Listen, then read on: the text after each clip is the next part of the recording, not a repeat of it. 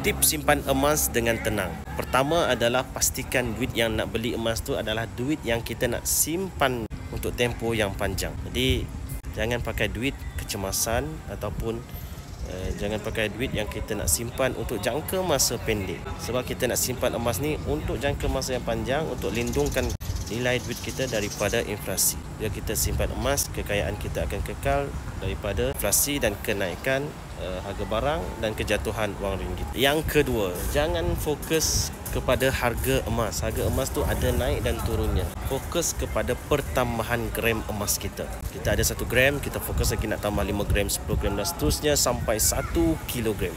Pesan mentor saya, sekurang-kurangnya satu keluarga itu dia ada 1 kilogram untuk melindungi kekayaan keluarga dia.